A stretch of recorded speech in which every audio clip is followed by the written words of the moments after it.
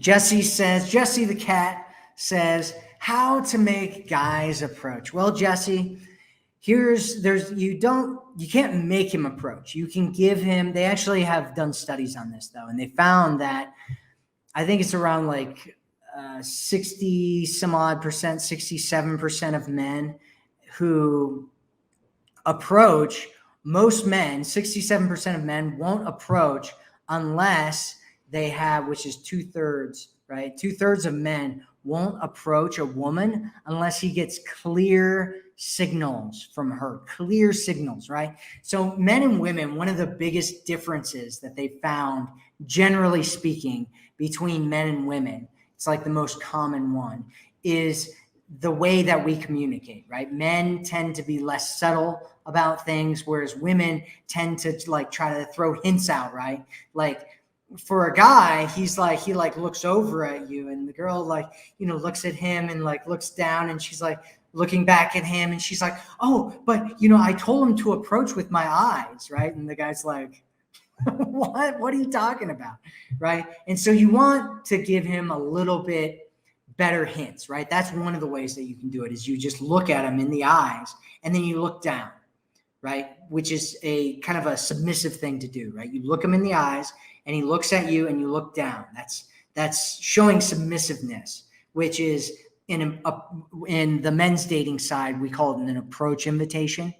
And then you look back up at him, and if he's still looking at you, then you just look away. That's one way to do it. There are other ways to do it, like looking at him and smiling, just looking at him and smiling and just keeping eye contact. That can make him do it as well.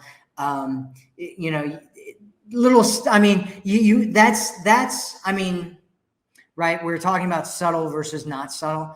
That's somewhat subtle, but it's not that subtle. And it's difficult because there's a whole bunch of different things. It depends on where you are. Like, let's say that you're in a bar setting or something like that. You can do something like that. You can also go over and approach him and talk to him, or, do something where you stand. There's this thing in the men's dating industry that we call a proximity. And what proximity is you go and stand next to him, right? You stand close to him, close enough that you can get into a conversation. A lot of women do this subconsciously. Men do this subconsciously too. If you look around and you're in a scenario like a bar scenario or something, and some guys come over and they start standing next to you, and there's like nobody around, but they're like standing next to you, what they're doing, and a lot of times it's totally subconscious, like they don't even realize that they're doing it, is they're standing next to you because they want to talk to you. They're attracted to you. And so they kind of move towards, it's just this natural thing that we do. We just move towards things that we're attracted to. And so if you go and stand near some guys and, maybe you give them some glances every once in a while, that can be a really powerful thing. Another one is just going over and saying hi. You don't have to do anything other than that. Just go over and say hi, or say hi, and let's say you're sitting over there and you see a guy that you like, and you walk over and you're like, hey, I just saw you over here, and if you want to come over and talk, I'll be over here. And then you just walk away, right? And it's kind of a push-pull thing. It's kind of a teasing kind of a thing. So that can be really, really attractive to do as well. Just say hi or say something and then just walk away, right?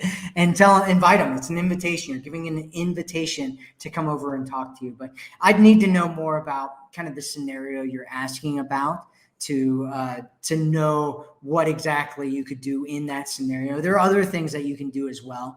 One is making it easy for guys to come over and talk to you. And the way that you can do that is by using jewelry. In the men's dating industry, they actually call this peacocking.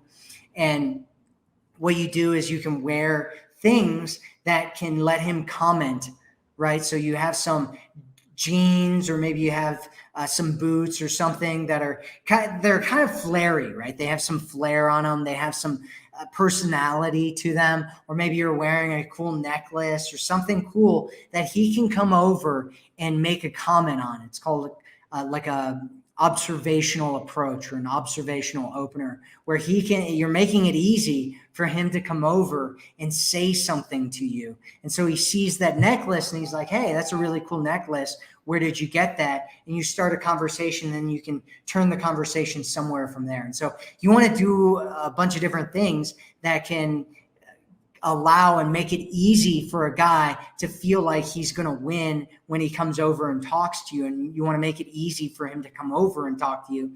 So other things that you can do is be out by yourself, right? One of the biggest challenges is having a bunch of people. Never, like, if you want to get approached, do not have guys in your group. It doesn't matter if they're your friend or a gay guy or whatever.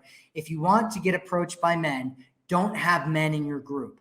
And if you want to get approached by men, have as little women in your group as possible.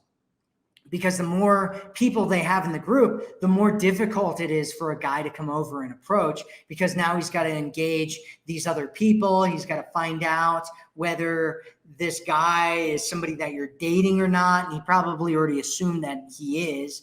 And he's got to make friends with your friends, because if he doesn't make friends with your friends, they're going to drag you off somewhere. Oh, we got to go dance, or whatever it is that you guys do. And so you want to make it as easy as possible and as simple as possible. And that's really the ideal way. I know Jesse the cat, I went overboard on this one, but I hope that helps. Jesse the cat. Jesse the cat asking about getting approached by men. Is that what he's gonna do? Does he want to come over